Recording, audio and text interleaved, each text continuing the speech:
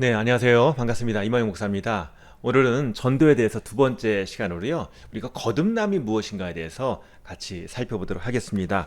거듭남이라는 거 우리가 많이 듣고 잘 알고 있죠. 그런데 거듭남에 대해서, 구원에 대해서 우리가 더 잘 알수록 복음에 대해서 잘 전할 수 있다는 것입니다. 사람은 누구나 죽습니다. 모든 사람의 결론은 똑같죠. 죽음, 그리고 영생. 이 두 가지입니다. 그러니까 그냥 죽음으로 끝나든지 아니면 영생을 얻든지 이 두 가지밖에 없다는 거죠. 죽음에 대한 것은 모든 사람이 다 공통적으로 갖고 있는 문제입니다. 예외가 없습니다. 아무리 젊은 사람도 또 건강한 사람도 나는 죽음과 상관이 없다라고 얘기할 수는 없는 거죠. 언젠가는 누구나 다 죽게 되어 있습니다. 단지 내가 느끼지 못하거나 생각하지 않는다고 해서 피해가는 것이 아니라는 것입니다. 죽음에는요, 세 가지 종류가 있습니다. 첫 번째로요, 하나님과의 분리를 말합니다. 영적으로 단절되어 있는 상태를 말합니다. 예수 믿기 전에는 허물과 죄로 죽었던 자들이라고 표현하고 있는데요. 허물과 죄로 죽었던 자들, 허물과 죄 가운데 죽었다는 거죠. 그래서 하나님을 알지도 않고 믿지도 않고 하나님과 영적으로 단절된 상태, 이것을 영적으로 죽어 있다라고 이야기를 하고 있는 것입니다. 두 번째 죽음은요, 육체적인 죽음입니다. 아까 말했듯이 누구나 다 죽는다라고 얘기했을 때의 죽음을 말하죠. 육체적으로 누구나 이 세상에 태어난 이상 다 죽게 되어 있습니다. 몸과 영혼이 분리되는 것, 이것이 죽음이죠. 세 번째 죽음이 있는데 이것은 영원한 죽음입니다. 요한계시록에서는 둘째 사망이라고 얘기하는데요. 육체적인 죽음 이후에, 그러니까 내 몸이 죽고 난 이후에 받게 되는 하나님의 최후의 심판을 이야기하는 것입니다. 모른다고 또 두렵다고 그렇게 해결될 문제가 아니라는 거죠. 모든 사람에게 이 죽음의 문제가 닥쳐온다는 것입니다. 그러면 왜 죽음이 우리에게 오게 되었는가? 죽음이라는 것은 죄 때문에 시작된 것입니다. 죄로 인해서 죽음이 찾아오게 되었는데요. 하나님과의 관계가 단절되었고 또 육체적으로 죽게 되었고 또 앞으로 하나님 앞에 심판의 자리에 이르게 되는 것, 다 죄 때문이라는 것이죠. 죄의 삭은 사망이다라고 성경은 분명히 말씀하고 있습니다. 여기서 말하는 죄라는 것은 사람의 어떤 도덕적인 기준을, 상식적인 기준을 이야기하는 것이 아니고요. 하나님 보시기에 죄라는 기준을 얘기하는 것입니다. 그러니까 매우 정확하고요. 아주 작은 것까지 또 공정하게 기준을 삼고 있는 것이 바로 하나님이 보시는 죄라는 기준이죠. 행동하지 않고 마음으로 지은 것도 죄입니다. 하나님의 뜻에 불순종한 것도 죄고요. 또 하나님을 믿지 않은 불신도 죄입니다. 죄의 기준은 상대적이지 않습니다. 시대에 따라서 환경 따라서 변하지 않고요. 절대적입니다. 그렇기 때문에 이 죄의 문제는 모든 사람에게 아주 강력하게 다가오는 문제이죠. 아무리 자기를 합리화하고 또 선행으로 감추려 해도 사람들은 자기 하루에 짓는 죄, 이거 감당하기도 너무 힘들다는 거죠. 그만큼 너무 죄 가운데 살고 있다는 것입니다. 죄는 어떻게 사람을 이끄나요? 결국 죄는 사람을 죽음에 이르게 한다는 것입니다. 근데 더 큰 문제는요, 죄가 참 우리에게 안 좋은 것이다, 죄를 안 져야 된다라고 생각할지라도 죄를 안 지을 방법이 없다는 거예요. 죄를 이길 능력이 없다는 것입니다. 이것이 사람의 현실이죠. 마틴 루터는요, 어느 날 학교를 마치고 친구와 같이 빗속을 뚫고 들판을 걸어가고 있었는데 갑자기 벼락이 쳤어요. 그러면서 그 친구가 벼락에 맞아서 즉사했습니다. 바로 옆에 있는 친구가 벼락에 맞아 죽은 거예요. 그걸 보면서 충격을 받았어요. 야, 죽음이 정말 가깝구나 라는 것을 깨달았고요. 그리고 갑자기 하나님, 제가 수도사가 되었습니다 라고 그렇게 결심을 합니다. 그만큼 죄가 두려웠던 거예요. 하나님의 심판이 두려웠던 거예요. 그러니까 처음에 마틴 루터가 수도사가 되었을 때는 정말 하나님을 두려워해서 한 겁니다. 그런데 루터가 그 수도원에서, 신학교에서 하나님 말씀을 제대로 배우고 또 거기에 대해서 고민하고 하면서 얻은 것. 아, 사람의 노력으로 의롭게 되지 못한다. 사람의 노력으로 이 하나님의 두려운 심판을 피할 수 없다라는 것을 깨달았어요. 얼마나 거기에 민감했냐면 매번 고해성사로 그 다른 선배 신부에게 뛰어가는 거예요. 신부님, 제가 오늘도 이런 죄를 졌어요. 용서해 주세요. 하도 들락달락하니까 이제 그 고해성사를 해주는 신부가 너무 자주 오니까 이제 그만 좀 오라고, 천천히 오라고, 모았다가 오라고 그렇게 얘기를 했다고 합니다. 사람은요, 그만큼 자기 죄에 민감해지면 얼마나 내가 죄가 많은지를 알게 되는 거예요.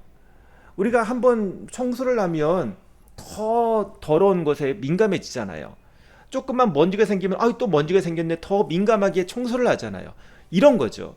내 마음을 깨끗하게 다 회개했다고 생각했는데 곳에 먼지들이 쌓이는 거예요.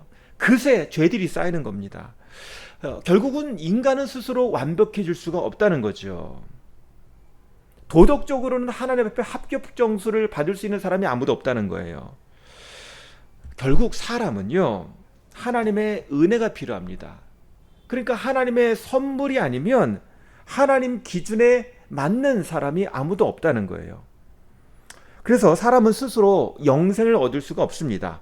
영생이란 단어는 사람과 어울리지 않는 거예요. 어떻게 유한한 삶을 사는 사람이 영생, 영원한 생명이라는 것을 얻을 수 있겠어요? 영혼을 알아도 제대로 알 수도 없고 소유할 수도 없고 또 경험할 수도 없어요. 오직 하나님의 은혜에 의해서만, 선물에 의해서만 영생을 갖게 되는 거죠. 성경은요, 하나님을 아는 것이 영생이다라고 이야기를 하고 있습니다. 누가 영생을 얻는가요? 예수 그리스도를 진실로 믿는 사람이 영생을 얻는 거예요. 그러니까 내가 노력해서 되는 것이 아니라 예수님을 믿는 거예요. 예수님이 내 죄를 용서하기 위해서 십자가에 달려 돌아가신 구원자 되셨음을 믿는 거예요. 예수님이 해결하셨음을, 예수님이 구원하셨음을 믿는 거예요. 그게 영생을 얻는 방법이에요. 내가 노력해서 얻는 것이 아니라 나를 위해서 해결자로 오신, 구원자로 오신 예수님을 믿는 거예요. 그게 영생을 받는 방법이라는 거죠. 예수님의 구원에 대해서 믿음도 없고 또 대수롭게 여기지 않으면 그 사람은 구원을 받은 사람이 아닙니다. 영생을 얻고자 한다면 예수님을 믿어야 하는 거예요. 우리 스스로는 방법이 없습니다. 자존심을 버리고 솔직히 하나님, 저에게 구원이 필요합니다 라고 그렇게 믿어야 하는 거죠. 그렇게 하나님 앞에 나가야 하는 거죠. 그리고 누가 영생을 얻는가? 예수님을 주라고 고백해야 합니다. 예수님 계시던 시대에, 당시 그 로마 시대에 주라고 고백을 받을 수 있는 사람은 로마 황제 한 명뿐이었죠. 그러니까 로마 황제가 진정한 통치자다, 진정한 주인이다라고 고백하는 특별한 단어인데요. 예수님을 주라고 고백한다는 것은 예수님이 내 삶에 또 이 세상에 진정한 통치자다, 진정한 주인이다라고 인정하는 그런 단어라는 거죠. 예수님을 주라고 고백하는 사람이 영생을 얻습니다. 그러니까 내가 노력해서 해결 방법이 없다는 걸 인정하고 예수님이 해주세요, 예수님이 도와주세요 라고, 내가 주인이 아니라 내가 주체가 아니라 예수님이 주체가 되어 주십시오 인정하는 사람이 구원을 받는다는 거죠. 요한복음 3장에 보면은요, 유대인의 지도자 중에 한 명인 니고데모라는 사람이 예수님을 찾아오는데요, 밤에 늦게 예수님을 찾아옵니다. 그러니까 사람들 눈에 안 띄게 몰래 찾아온 거죠. 그러면서 마음에 있었던 질문을 합니다. 그런데 예수님은 그 질문에 바로 답을 안 하시고 예수님이 하시고 싶은 말씀을 하세요. 뭐라고 하시나요? 요한복음 3장 3절. 예수께서 대답하여 이르시되 진실로 진실로 내게 이르노니 사람이 거듭나지 아니하면 하나님 나라를 볼 수 없느니라. 예수님은 바로 본론으로 들어가셨어요. 거듭나야 한다라고 말씀하시죠. 거듭난다, 다시 태어난다, 그래야지 하나님 나라를 볼 수 있다라고 말씀하시는 것입니다. 사람이 다시 태어나야 한다라는 의미는요, 자기 스스로 옳다라고 생각하는 사람들, 그 사람들은 아무도 하나님의 기준에 이를 수 없다라는 거죠. 하나님의 진리에 이르는 방법은 사람이 다시 태어날 정도로 완전히 바뀌어야 한다는 거예요. 모세의 율법을 지킨다고 되는 일이 아니라는 거죠. 니고데모가 여태까지 해왔던 것처럼 그럴듯한 어떤 존경받는 사람으로 산다고 해서 하나님 나라에 갈 수 있다는 것이 아니라는 거죠. 그러면서 3장 5절에 이렇게 이야기합니다. 사람이 물과 성령으로 나지 아니하면 하나님 나라에 들어갈 수 없느니라. 그러니까 진정한 변화가 있어야 되는데, 영적인 변화가 있어야 되는데, 이 영적인 변화는 어떻게 일어나는가? 사람이 할 수 없다는 거죠. 물과 성령으로 된다는 거예요. 이게 뭐냐면 성령님의 도우심이 있어야 된다. 하나님의 역사가 있어야 된다라고 이야기를 하는 것입니다.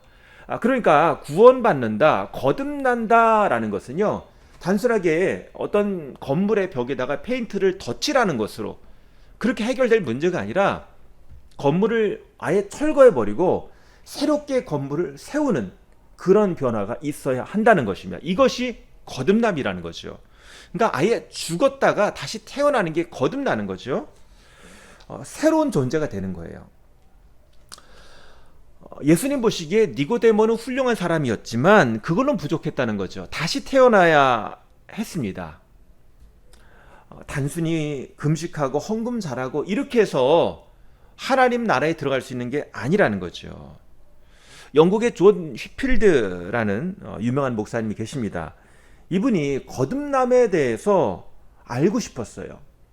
그래서 거듭남이 무엇인가에 대해서 계속 생각하면서 금식도 하고 경건 훈련도 하고 성경 공부도 하고 많은 노력을 했어요. 그럼에도 불구하고 나는 그리스도인이 아니다 라는 생각이 계속 드는 거예요. 너무나 마음이 무거웠어요. 그래서 중생을 위해서 씨름했습니다. 사순절 기간 6주 동안 열심히 죄의 목록을 적고 회개했어요. 그래도 마음이 무거운 거예요. 왜 그렇죠? 죄가 계속 나오니까. 이 죄의 문제가 계속 해결되지 않으니까 거듭남이 무엇인지를 알 수가 없는 거예요. 그러다가 나의 힘으로, 나의 노력으로 아무것도 할 수 없다라는 것을 깨닫게 되었어요. 그러니까 많은 노력 끝에 얻은 답이죠. 더 이상 수고할 힘조차 없을 때 끙끙 앓은 거죠. 누워서 어떻게 해야 됩니까? 라고 고민하고 있을 때 하나님의 은혜의 빛이 그를 비추었습니다. 그리고 예수님이 자기에게 비춰오는 것을 경험했어요. 그래서 하나님께서 무거운 짐을 치워주고 믿음으로 예수님을 붙잡을 수 있게 하셨습니다. 이런 고백을 하고 있어요. 그러니까 하나님이 나를 바꿔주셨다. 그죠? 하나님이 내가 예수님을 붙잡을 수 있도록 그런 믿음을 주셨다라고 얘기하고 있어요. 여기에 초점이 뭐죠? 그동안 나는 거듭남에 대해서 내가 어느 정도 더 성경 공부하고 연구하고 경건 훈련하고 금식하고 그러면 거듭남이 무엇인지 알게 될 거라고 생각했는데 그걸로 다 실패했다는 거예요. 결국은 내가 지치고 지쳐서 이 죄 짓는 것에 대해서, 이거 죄의 뿌리를 잘라버릴 수 없는 것에 대해서 너무 낙심하고 힘없어서 거듭남이 도대체 무엇이야 라고 아예 힘없이 누워있을 때 그때 빛이 비춰왔다는 거죠. 믿음으로 되는구나. 우리는 쉽게 얘기잖아요. 예수님 믿어서 구원받으세요. 예수님 믿어서 하나님 자녀 되세요. 쉽게 얘기잖아요. 근데 이것이 정말 거듭남이라는 것이 그런 놀라운 은혜가 있다는 거죠. 그래서 휘필드는 이런 경험을 통해서 밖에 나가서 정말 힘있게 설교했죠. 여러분, 거듭나야 합니다. 여러분이 사는 모습이 어떻습니까? 여러분, 하나님의 은혜로 믿음으로 거듭나야 됩니다 라고 강조를 했습니다. 요한일서 3장 8절에는요, 죄를 짓는 자는 마귀에 속하나니, 죄를 짓는 사람은 마귀에 속한대. 그러니까 휘필드는 어두운 이런 죄와 자책감을 경험하면서 낙심했던 거죠. 그런데 요한복음 1장 12절, 영접하는 자 곧 그 이름을 믿는 자들에게는 하나님의 자녀가 되는 권세를 주셨으니, 또 요한복음 5장 24절, 내가 진실로 진실로 너에게 이르노니 내 말을 듣고 또 나 보내신 이를 믿는 자는 영생을 얻었고 심판에 이르지 아니하나니 사망에서 생명으로 옮겼느니라. 결국 예수님을 믿는 사람이 영생을 얻는다는 거예요. 나 보내신 이를 믿는 자, 그죠? 예수님 하나님이 보내셨잖아요. 예수님을 보내신 그 하나님 믿고 예수님을 믿으면 영생을 얻는다는 거예요. 심판에 이르지 않고 사망에서 생명으로 옮겼다는 거지요. 그래서 예수님이 피 흘려 죽으셨다라는 것은 어떤 의미입니까? 그만큼 우리가 소중하다는 거예요. 예수님, 하나님의 아들이 우리를 위해서 죽으실 정도로 우리를 그렇게 소중하게 여기셨고 사랑하셨다는 거예요. 또 다른 말로 하면 죄의 실체가 그렇게 강력했다는 거예요.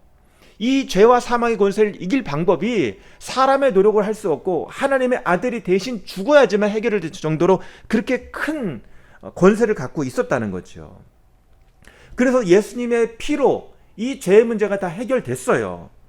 그래서 예수님의 피를 믿으면 우리가 하나님의 자녀가 되는데요. 그 의미는 무엇인가?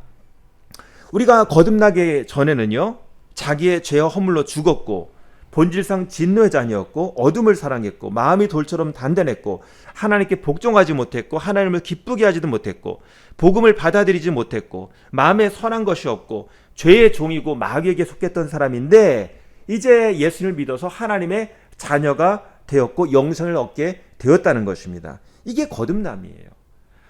그러니까 거듭남이라는 것은 정말 대단한 거죠. 인간의 그 죄의 실체를 경험한 사람은 알 거예요. 그러니까 막 죄를 지면서 세상에서 생활하다가 예수를 믿게 된 사람은 이런 간증이 있는 거죠. 내가 정말 나쁜 놈이다. 나는 정말 무능한 또 대책 없는 사람이다.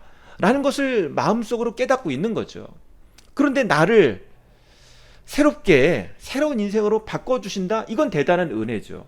나를 거듭나게 하신다? 나를 새 출발하게 하신다. 나를 새로운 존재로 바꿔주신다. 이것은 정말 대단한 일이라는 것입니다. 마귀에게 연결되어 있고 죄에 눌려 있고 맨날 싸우고 갈등하고 맨날 억눌려 있고 어둠 가운데 있는 삶이었는데 이제 빛 가운데 하나님과 연결된 거죠.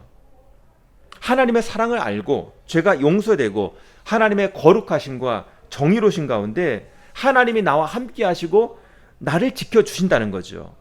이게 영적으로 새로 태어나서 느끼는 그런 새로운 경험들이죠. 1800년도 초반에 프리스턴 신학교 교수였던 아키발드 알렉산더라는 교수가 이렇게 간증을 했습니다. 하나님이 이렇게 역사하시면 누구라도 신성한 진리에 새로이 눈을 뜬다. 그 속에서 영혼은 지금껏 보지 못하던 것을 본다. 지금까지는 개념조차 몰랐지만 하나님의 진리가 얼마나 아름답고 탁월한지를 알아본다. 이 말은 영적으로 새롭게 태어나서 영적인 눈이 열렸다는 거죠. 그전엔 알지도 못하고 깨닫지 못했는데 이제 새롭게 태어나서 배우고 영적으로 반응하고 영적으로 자란다는 것을 말하고 있습니다. 그러니까 복음이라는 것은 새로 태어나는 거예요. 그러면서 새로 태어나서 하나님을 알고 경험하고 배우고 자라는 거죠. 변화가 있는 것, 이게 거듭남이라는 거예요. 다른 종교가 단순하게 어떤 지식적인 추구나 뭐 두려움의 해결, 불안의 해결, 또 자기가 원하는 어떤 목적을 얻기 위한 그런 순종이라면 기독교는요, 단순하게 내가 심판을 받지 않기 위해서 이것이 목표가 될 수는 없는 거죠. 내가 새로 태어난 건 뭡니까? 바로 하나님의 은혜로 태어났잖아요. 하나님과 다시 연결된 거예요. 하나님의 자녀로 태어난 거예요. 그러니까 하나님과 연결되었다는 것, 이게 출발점이고요. 그러면서 하나님과의 관계를 통해서 신앙이 자라는 거예요. 그러니까 다른 종교는 내가 원하는 거 얻고 끝, 또 어떤 내가 지식을 얻었다, 경험을 얻었다, 두려움을 내가 이겼다, 끝이지만 내가 하나님의 자녀가 되었다, 거듭났다라는 것은 하나님 안에서 자라는 겁니다. 예수 그리스도를 배우는 거예요. 예수 그리스도를 닮아가는 거예요. 이게 바로 경건이라는 거죠. 하나님을 따라가는 것, 하나님의 거룩함을 날마다 배워가는 것, 이게 경건이라는 것입니다. 그래서 신앙생활에 기쁨이라는 것, 감사라는 것을 새로 배우는 거예요. 신앙생활의 목적은 단순히 내가 좋은 사람이 되는 것이 목적이 아니라, 또 내가 무엇을 열심히 하는 것에 목적이 있는 것이 아니라 하나님과의 친밀한 교제, 또 하나님의 뜻을 배우는 것, 하나님의 말씀을 배우는 것, 믿음 안에서 자라는 것을 이야기합니다. 베드로서 3장 18절 말씀, 오직 우리 주 곧 구주 예수 그리스도의 은혜와 그를 아는 지식에서 자라가라. 우리는 신앙생활이 한순간에 뭐 예수 믿자마자 뿅 하고 뭐 마술처럼 확 커지는 게 아닙니다. 계속 차근차근 자라는 거예요. 마치 어떤 씨앗을 뿌리면 씨앗이 물을 먹고 자라듯이 그렇게 자라는 것입니다. 도토리가 자라는 것처럼요. 싹이 하나 나고 두 개 나고 뿌리가 더 깊이 나고 그러면서 점점 형체가 잡혀가는 거죠. 하나님 안에서 우리의 고질적인 약점이 고쳐지고 이기심이 퇴치되고 또 어떤 잘못된 것이 바뀌는데 성령님의 역사로 인해서 계속 우리가 성장해야 하는 것입니다. 이 점진적으로 계속 일어나는 거예요. 이게 바로 성결이죠. 성화죠. 그래서 처음에 아이들은요, 태어났을 때 말을 잘하는 게 아니잖아요. 옹알이부터 시작합니다. 또 아기들이 막 걷고 달리고 하는 것부터 시작하는 게 아니잖아요. 걸음마, 그죠? 걸음마부터 시작합니다. 손잡고 걷는 것, 넘어져도 또 걸어보는 것, 이것으로부터 시작을 하잖아요. 그러니까 영적으로 우리가 성장할 필요가 있는 거죠. 그래서 영적 성장은 필수입니다. 왜? 하나님이 원하시니까. 성령님이 우리 가운데 역사하시니까. 그래서 거듭남이라는 것은 우리에게 출발점이라는 거죠. 신앙생활을 하면서 출발점이에요. 은혜의 출발점이고 또 이제 방향을 우리가 정했으니까 그 방향으로 나아가는 그런 과정 가운데 있는 거죠. 오늘 우리가 전도, 지난 시간에 전도에 대해서 배웠는데요. 전도에 있어서 가장 중요한 거듭남이 무엇인지를 다시 한번 생각했습니다. 그러면서 복음을 전하는 나는 누구인가? 나는 정말 거듭났는가? 나는 정말 이전의 삶에 대해서 또 예수 믿고 나서 이제 내가 받은 영생과 구원에 대해서 하나님의 자녀됨에 대해서 감사하고 있는가? 또 영적으로 성장하고 있는가? 또 이 복음을, 거듭남의 이 복음을 내가 다른 사람에게 말할 수 있는가? 이것을 다시 한번 생각해 봐야 하겠습니다. 우리는 모두 하나님의 자녀, 예수 그리스도의 이름으로 거듭난 하나님의 자녀입니다. 그러면 예수님의 제자가 되어야 되죠. 예수님을 따라가고 닮아가야 하는 거죠. 오늘도 주님 안에서 복음을 배우고 복음을 누리며 복음을 살아가는 여러분 살아가고 축복합니다. 기도하시겠습니다. 아버지 하나님 감사합니다. 오늘 거듭남에 대해서 다시 한번 생각했습니다. 정말 복음이 없으면, 전도가 없으면 거듭남이 있을 수 없다는 것. 도저히 사람의 능력으로는 이 어둠과 죄와 사망의 법에서 도저히 나아갈 수 없음을 배웠습니다. 하지만 빛과 같이 우리에게 찾아오시는 그 하나님의 은혜로, 선물로 우리가 하나님의 자녀가 되었고 영생을 얻고 또 하나님 안에서 특별한 하나님의 자녀로 관계를 맺고 우리가 신앙생활하며 또 주님과 동행하는 삶을 살아감을 배웠습니다.